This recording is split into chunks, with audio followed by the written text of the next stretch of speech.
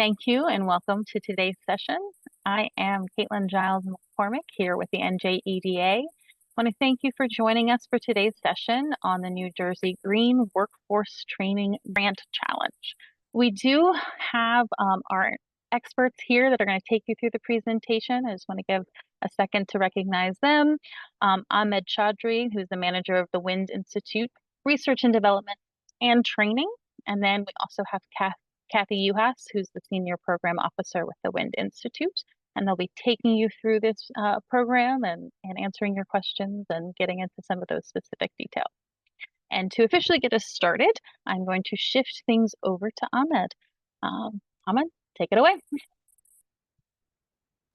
Thank you, Caitlin, and good afternoon, everyone. Thank you for joining us for this webinar on the New Jersey Green Workforce Training Grant Challenge. Over the next few slides, I'll just be walking you through some of the background and the organizations involved in launching this grant. So this is today's agenda. As I mentioned, we'll be giving an overview of the NJEDA and the Wind Institute, as well as our collaborators at the Governor's Office of Climate Action and the Green Economy. And then Kathy will be jumping into an overview of the grant challenge itself. And at the end, we'll be answering any questions you have.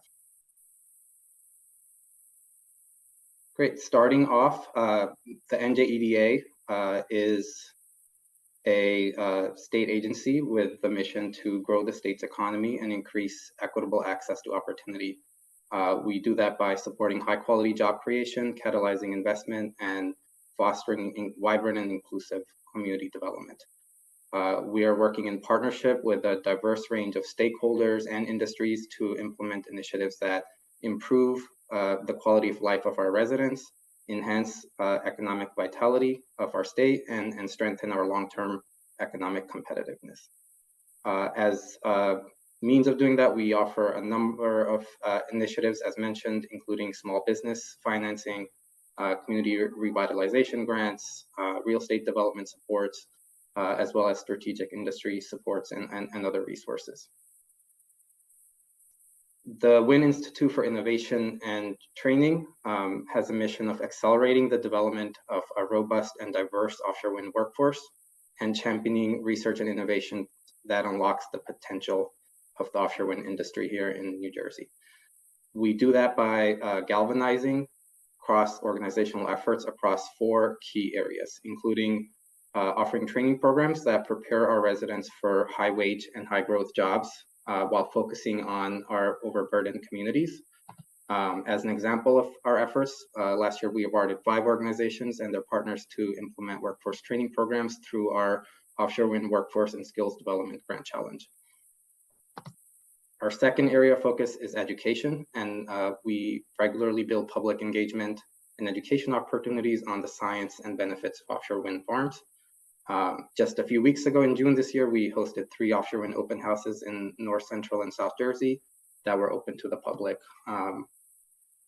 Our third area of focus is research, and we're particularly supporting cutting-edge research that is addressing the pressing challenges facing the offshore wind industry.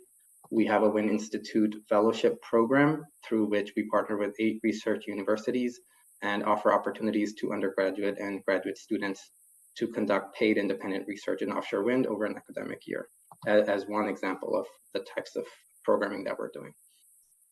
And lastly, in innovation, we're really focused on delivering resources that support entrepreneurs, startups, and others to conduct early stage offshore wind technology development and commercialization.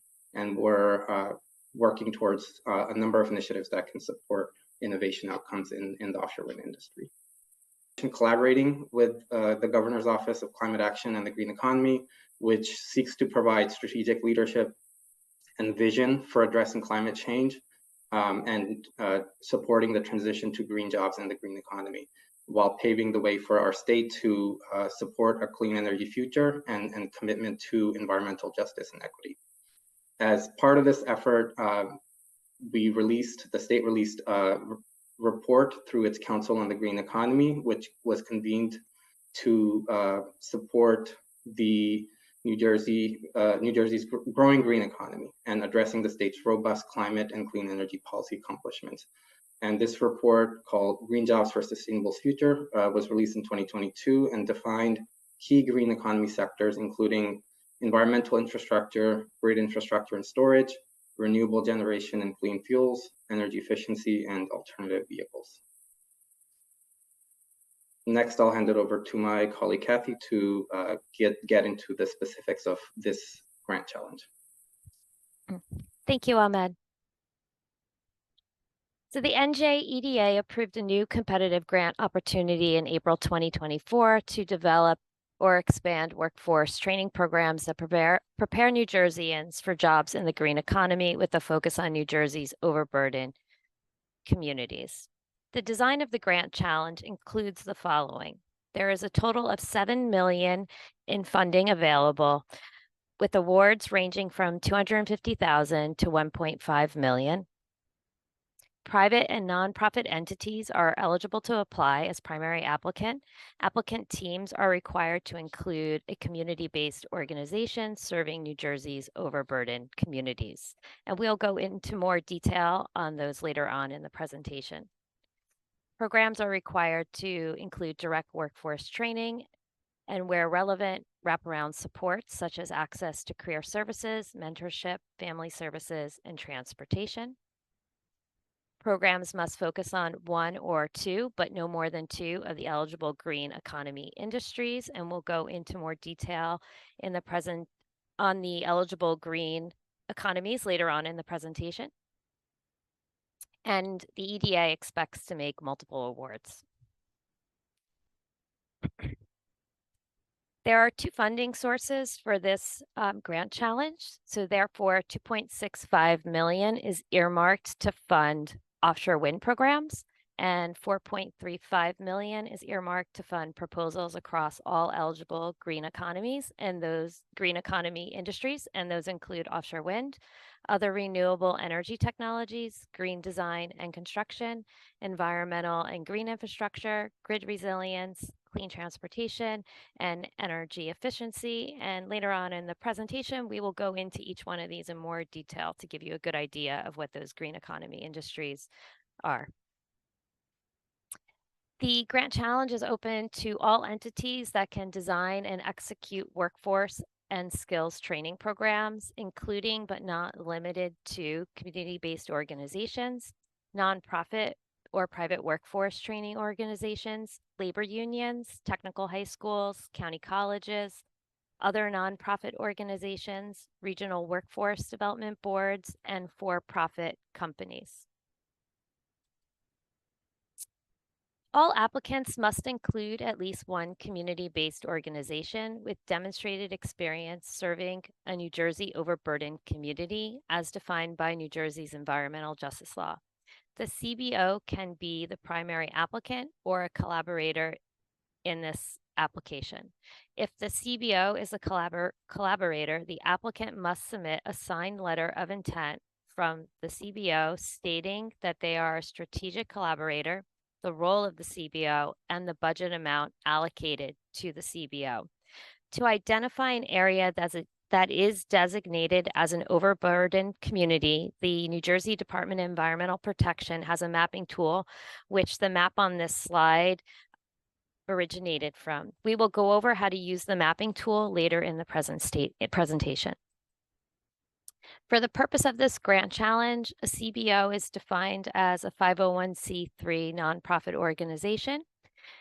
They provide direct services or supports to a specific geographic New Jersey community or specific segment of a New Jersey community, and government entities, K-12 schools, and institutions of higher learning are not considered community-based organizations for this grant challenge, but they can be the primary applicant or an additional collaborator. As mentioned in the previous slide, we will go over how to use the New Jersey Department of Environmental Protection mapping tool to determine if an area is an overburdened community. An overburdened community is defined as a census block group that meets one of the three criteria on this slide. The three criteria are: one, at least 35% of the household is low income. 35% of the households are low income, or at least 40% of the residents identified as minority or as members of a state-recognized tribal community, or at least 40% of the households have limited English proficiency. And we do have a link to this on our Grant Challenge website. So what you would do here is you would scroll down to where it says EJ Map. You can click on EJ Map, and that will bring you to another site. And as you can see here, there are a couple of tabs at the top. You're on the introduction page here. You can read here about the environmental justice law. You can go to this tab to learn how to use the EJ map, and they give you some specific instructions. And then the third tab here where it says overburdened communities is the actual map. And I'll just quickly demonstrate how you can use this. So there is a search bar here where you can enter in a name of a location. I'm going to use South Amboy. And then the map zooms right to South Amboy. I'm going to zoom out just a tiny bit so that you can see not all of South Amboy is actually considered an overburdened community. Only some parts are, because this is being determined by census blocks. So the legend here is right here where you see these three little dots. So you can click on these three little dots and it will tell you what these colors represent. So this teal color that is mostly shaded in the area here where South Amboy is an overburdened community. And what you can do here is you can click on a part of this area and it will pull up data on, whoops, I went to Sayreville. Click up here. Here we go, South Amboy. So it'll pull up data for the census block group that I selected. And it's really nice because it gives you some nice information on population, and it gives you the percentage of those three different criterias that I mentioned earlier. And then it also tells you as you scroll down which criteria this area meets. So in this case, for this census block, it is the minority criteria that this census block meets. So I'm going to go back to the presentation. I just wanted to give you a quick overview of how to use this. So moving on. So on the Grant Challenge website, you will find the optional potential collaborator form. So you can fill out this Microsoft form if you would like to connect with other groups to collaborate on this Grant Challenge, and specifically to collaborate with a community-based organization if you aren't one, and if you are a community-based organization, to collaborate with other entities for your application. So all results will be distributed to all entities that fill out the Microsoft form. If you do not fill out the form, you will not receive the results. Although applicants do not need to fill out the form to apply for the grant, filling out a form will leave no bearing on the evaluation of your application. The deadline to complete the form is August 15th, so that is this Thursday at 5 p.m. Eastern Daylight Time. And as I said, the form can be found on our Grant Challenge website, and you can also access it through this QR code here. So the EDA is seeking proposals from organizations that can provide compelling plans to, one, develop or expand a program that will allow New Jerseyans to access workforce opportunities in the green economy industries by providing tangible skill development and/or readiness training. Engage with industry and/or stakeholders to design and implement a program that prepares and/or connects participants with job opportunities in the green economy in high growth and in-demand occupations. 3, develop and/or utilize outreach and recruitment practices, program design approaches, and wraparound supports as needed to support a diverse and inclusive pool of training participants. to successfully complete the program. 4, executes the project efficiently and on schedule, achieving a well-defined milestones to complete the proposed initiative. Continuing on to number 5, define program evaluation and success metrics. Number 6, reach and target New Jersey's overburdened communities and provide opportunities for economic mobility for those communities and green economy careers. Number 7, collect, track, and report programmatic data. And if applicable, include strategies to connect current and aspiring workforce with skills-based training targeted to transitioning legacy energy workers. Now I'm going to pass it on to Ahmed. Thank you, Kathy. I'll just be giving a quick overview of the eligible green economy industries that are covered under this grant challenge.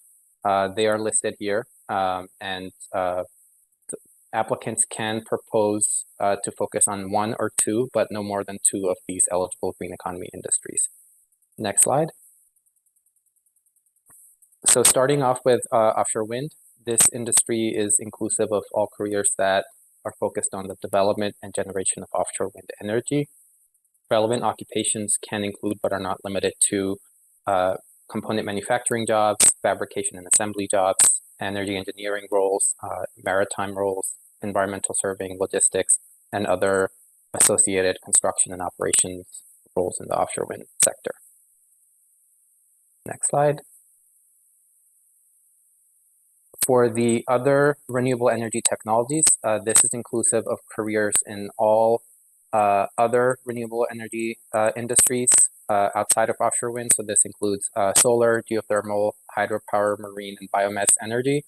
And as a reminder, there's a dedicated fund for offshore wind, and that is the reason why this is the other renewable energy technologies are separated here. The relevant occupations include technology innovation, similar to offshore wind, also includes component manufacturing, fabrication, assembly, engineering roles as well, and also service technician and energy system installation roles. Great. Next up is green design and construction, and this industry includes careers that are focused on the green design and construction of new and retrofitting of existing buildings, as well as the installation of green construction technologies, such as low carbon materials that can help decarbonize and improve the resiliency of our built environment. So this can include careers across the construction trades, such as electricians, carpenters, welders, plumbers, as well as architectural and engineering roles. Next slide. For environmental and green infrastructure, this industry is inclusive of careers that utilize natural systems and innovative technologies. So this could be roles such as cool roofs installation, permeable pavements, rain gardens, and others that can help mitigate and adapt to climate change impacts and reduce stormwater runoff. The sample and relevant occupations include foresters, arborists, wetlands restoration, and ecosystem restoration roles, wildlife conservation, biodiversity roles, and other similar occupations. For grid resilience, we're focused on careers that transform our power infrastructure to supply clean electricity and increase the reliability and resilience of our power grid. These occupations include transmission line workers, electrical engineers, energy storage roles, service technicians, electrical power line installers and repairs, electrico-mechanical assemblers, and other relevant jobs. In the clean transportation sector, we're particularly focused on careers that reduce the environmental impact of the transportation industry across all classes of automotive vehicles, mass transit, vessels, and aviation, while advancing infrastructure developments that support walking and micromobility options. These occupations include automotive technicians, commercial drivers, transportation engineers, electric vehicle and charging station installation and maintenance, and rail track laying and maintenance equipment operators. And lastly, for the energy efficiency industry, we're focused on any jobs that improve energy efficiency and reduce greenhouse gas emissions. These can be building operators, HVAC installers and repairers, energy auditors, installation workers, and other similar roles. Next, I will hand it back to my colleague Kathy to cover the remaining slides. Thank you. Thank you, Ahmed. So individual awards can range from a minimum of $250,000 to a maximum of $1.5 million to support planning, such as staff costs for program development, soft launch, such as outreach and recruitment materials, capital costs, such as procurement, construction, or renovation of a program space, equipment, or material purchases, implementation costs, which includes instructor time, facility fees, participant equipment or materials, and last on the list here is administration and indirect costs. When determining the total grant amount that you are applying for, please note the following: that no more than 10% of the grant amount can be used on indirect costs such as general administration and general operating expenses. No more than 30% can be applied for capital costs. Programs must comply with prevailing wage, affirmative action, and New Jersey contractor registration requirements. And awarded applicants will be required to register any training programs that is funded through the grant with the New Jersey Department of Labor's eligible training provider list. The eligible training provider list registration is not required at the time of application. Grants will be dispersed in 3 phases according to the following milestones that will be detailed in the grant agreement. The first 25% of the grant will be dispersed upon execution of the grant agreement. The next 25% will be dispersed upon submission of quarterly reports and mid-program reports, and the remaining 50% will be dispersed upon meeting program milestones to be defined by the applicant and approved by EDA. Now you may be wondering what the program milestones are.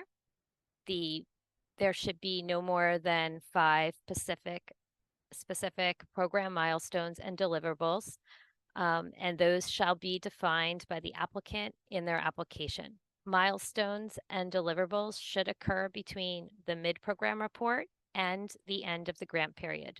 One of the 5 milestones and deliverables must be to complete and submit the final report no later than 30 days after the end of the term of the grant. Milestone payouts can be prorated if the milestone and/or deliverable is not fully met. An example of this is if a $10,000 budget has been allocated to obtain 20 enrollments for a training program, then the grant agreement could assign $500 per enrollment up to a maximum of 20 enrollments for this milestone. If the grantee acquires 15 enrollments, the grantee's payout would equal 15 enrollments times $500 per enrollment, which would make the budget be $7,500 instead of $10,000.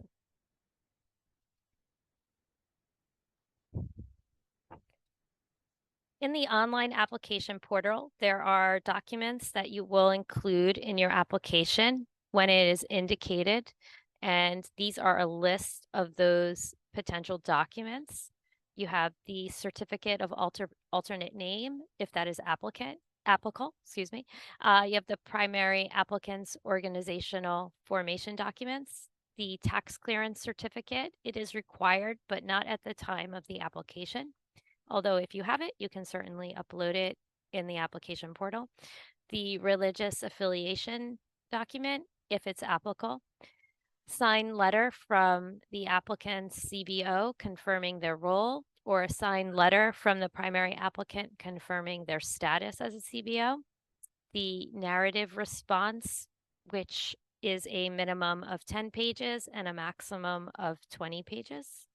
the program budget using the EDA's template, the legal questionnaire, and the certificate of non-involvement in prohibited activities in Russia or Belarus. And the last item is the certification of application. The application portal is online, and you will have to create an account or log into an existing account if you have already used the New Jersey EDA Application Center before.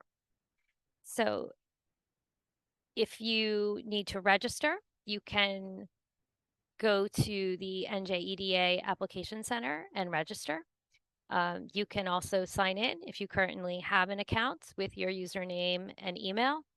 And if you do need further instructions on how to register or sign into an existing account, we do have a link to the instructions on the Grant Challenge webpage. So you can go there. There is a PDF linked on the webpage for further instructions. The deadline for the grant application is October 8th, 2024 at 5 p.m. And it is a hard deadline at 5 p.m. So if you are in the application portal, filling in the application before 5 p.m. and it goes past 5 p.m. on October 8th and you have not finished the application, you will not be able to submit it after 5 p.m.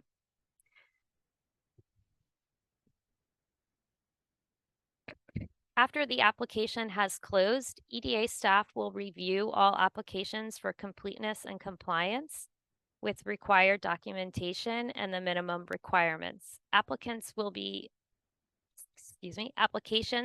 evaluated, scored, and ranked on the 5 criteria listed below. And the next slides after this will go into each one of these in more detail. But the highest possible score is 100 points, and the minimum score required to be considered for an award is 80 points. The first criteria that the applications will be evaluated on is the ability to meet the needs of New Jersey's green economy industries, which is worth a total of 35 points. And this includes detailing a compelling and innovative program to fulfill a workforce need for the green economy industry and outlining a clear strategy to engage industry employers. The second criteria is the ability to serve New Jersey's overburdened communities, which is worth 10 points. And the third criteria is the ability to provide wraparound supports and affordable training, which is worth 15 points. And this includes clearly defining wraparound supports that will be needed and an approach to provide these services, as well as an outline to an approach to offer affordable training to participants. The fourth criteria that applications will be evaluated on is prior experience and the ability to implement the program, which includes detailing a track record of related experiences operating workforce development programs, including a team with qualifications and experience required to implement the program, providing a realistic implementation plan, including strategies to mitigate challenges, and describe an approach to conduct ongoing program evaluation and improvement in this area is worth 30 points. And the fifth criteria to evaluate the applications is budget and associated milestones for 10 points.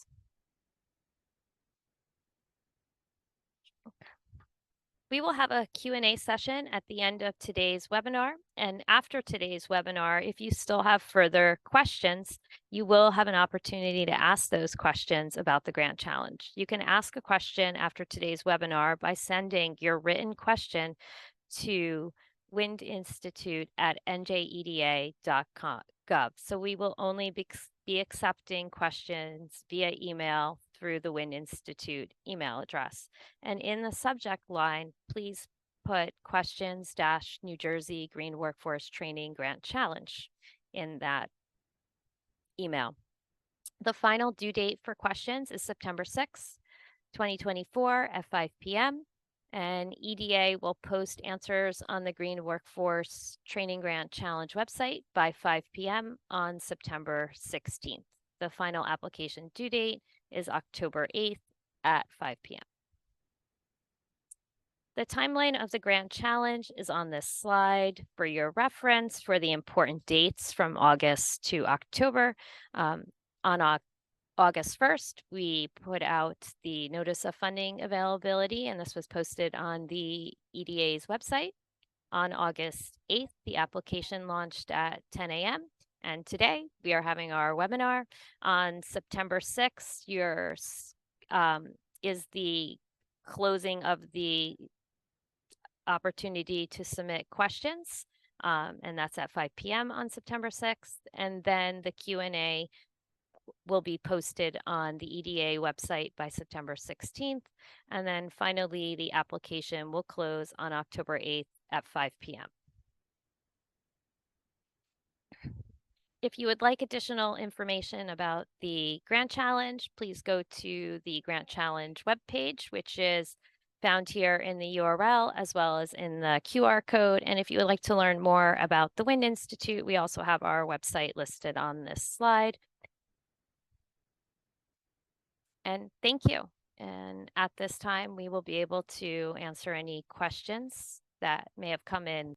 Okay, so the first question is, what if the organization is pending as a 501c3 CBO? Just chime in on this one that Okay. in order to be eligible, you'd have to be a 501. The CBO would have to be a 501c3 at the time of submission, because that would be part of the documentation. Okay. See, you were just fading out a little bit for me. So I believe you said that you would have to be a 501c3 at the time of submission. Is that correct, Jen? Yes, because you'd have to, that's part of the eligibility. So you'd be able to demonstrate that status. Okay. Okay. Thank you. I'm going to mark that we answered that one live. And the next one is, can we incorporate the water industry in our application? I can also assist with this one if you'd like. I responded in one of the other questions. So on the Green Workforce Training Grant webpage, there is a file called application guidance that Appendix A to that has more detail on the industries and relevant occupations, so you can find some more there. So the water industry sort of broadly is not listed, but there are some related industries and occupations that could potentially fit into that. So I think it does depend on the focus within the water industry that the potential applicant would be considering. Thank you, Jen. Next one is, do the CBOs need to be New Jersey based, or can they be national CBOs doing work in New Jersey? Yes, they can be national CBOs doing work in New Jersey. But they do need to demonstrate service to a New Jersey overburdened community. So it does need to be a specific tag. The next one I can take. Thank you. I lost track. All good. Is there an employment or training benchmark that needs to be met? That's for you to define in your proposal, how many people you think you can train and employ based on the level of funding that you're requesting in your application. Next question is, when is NJEDA anticipating making the awards after the submittal due date? At this time, we would say it's definitely a guess, but our best guess would be January or February of 2025.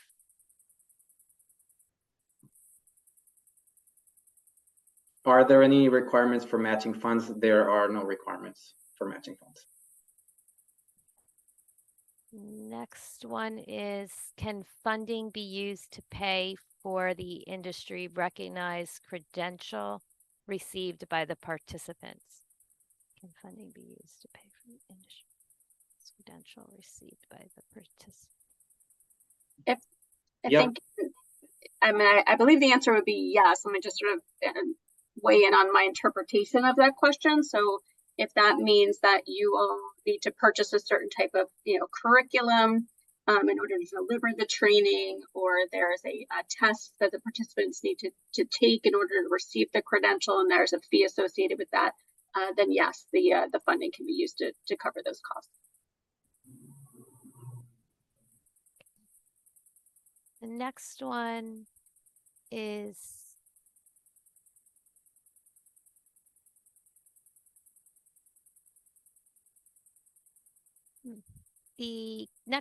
about the mapping tool, I believe. It says LEP households is 0 for my town, according to the tool, when in reality it's 72% Spanish and 15% Haitian Creole. The mapping tool is part of New Jersey Department of Environmental Protection, so I'm not exactly sure how they come up with the specifics, but yeah, we would only be able to have the designation per that tool. We're not able to alter the definition or which municipalities fall under the overburdened community designation.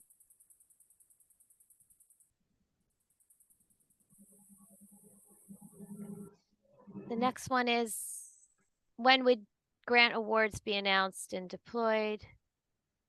Which we just answered. Which we just answered, yes, thank you. And can a CBO be a for-profit entity, or does it have to be a nonprofit? So the CBO needs to be a nonprofit organization that has a 501c3 designation.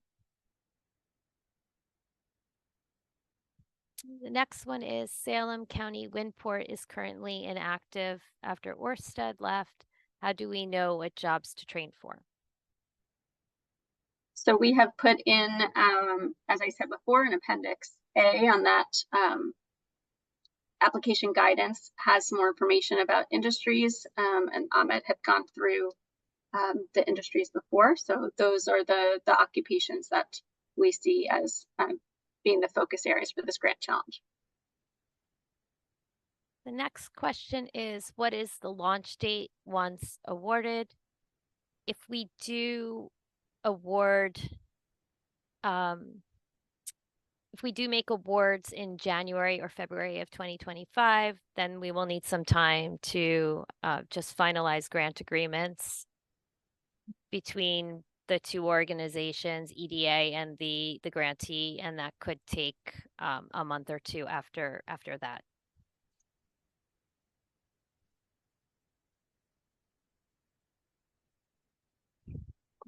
Still do not quite understand how the CBO works. We are manufacturer of monopiles in New Jersey. How do we find a CBO to partner with? Well, we have the potential collaborator form on the grant webpage that you can fill in.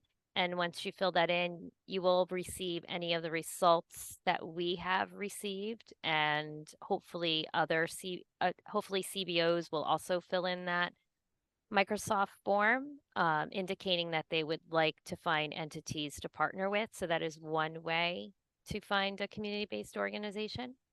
The next one is, can an application include more than 2 partners as long as one of those partners is a qualifying CBO? Yes, you can include as many partners as you would like, as long as one is a CBO, if the primary applicant is not a CBO themselves.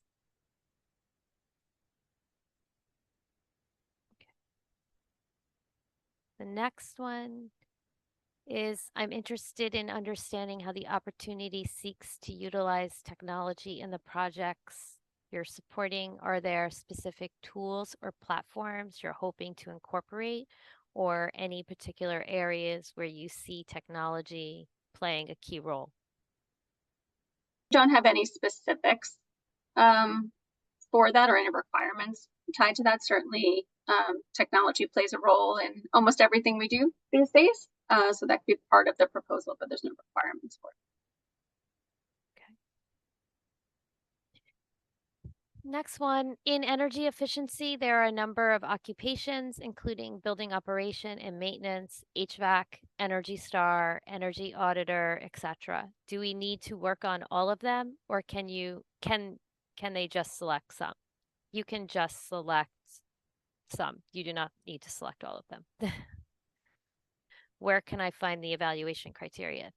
The evaluation criteria is on the Grand Challenge webpage. There is an application guidance on the Grant Challenge webpage. It is a PDF. You can find the evaluation criteria listed there. The next one is, can you provide any update on the 4 grants that were already awarded? Number of trainees, number of placements? We have information about, high-level information about these awards on the Wind Institute website. So that would probably be the best place to look for now. Can we create our own benchmarks? I'm going to pass that one on to Ahmed, since this seems to be questioning the milestone section.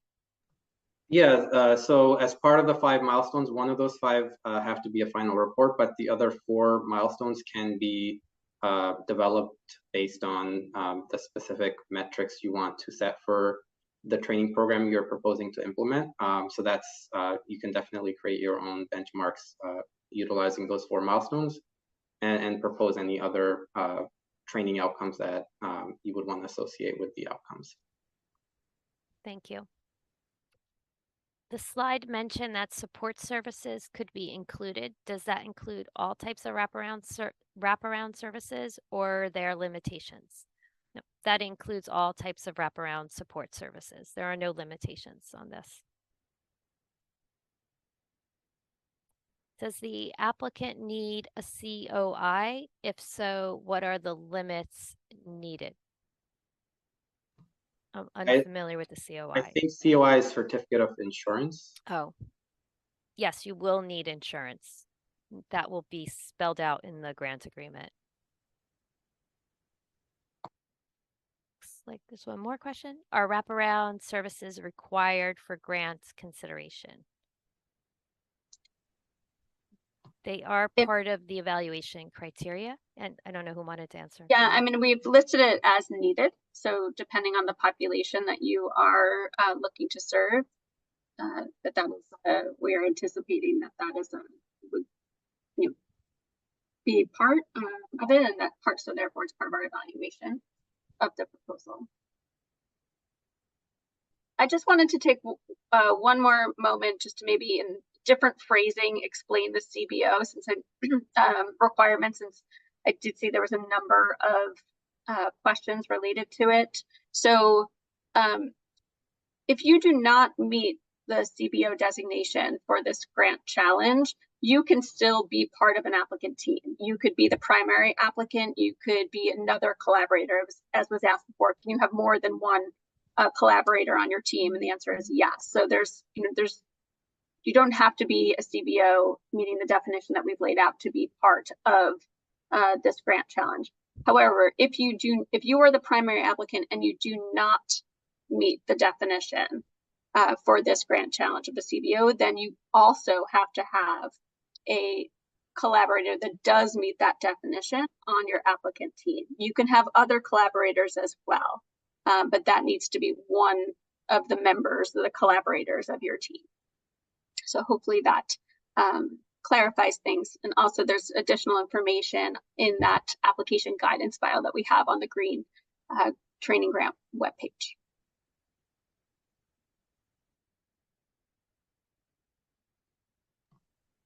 There's one more question about our letters of support required, and they are not required. Next one is, as a follow-up on the previous question relating to grid resilience on the application guidance file Appendix B, eligible industries for grant challenge, it says relevant occupations include, but are not limited to electrical engineering. Can EDA clarify further what electrical engineering here means? Because electrical engineering essentially covers everything related to electricity. You can just chime in that we will not be providing additional guidance on the industries or occupations other than what we have in that appendix. One more question. Will there be specific format/structure for the narrative statement besides the number of pages? We did not provide any additional format or structure for the narrative statement besides the number of pages. I don't see any more questions at this time. So you can submit written questions to this email address by September 6th. If you did not have your questions answered today. And we will post all answers by September 16th. They'll be posted on the EDA Grant Challenge website so that everyone has access to what the question was and how it was answered. So we will not email you back. You will have to you'll find your answer on the webpage. Thank you all for your time. We'll go ahead and end here if that's all right. Thank you. Thank you. Everybody.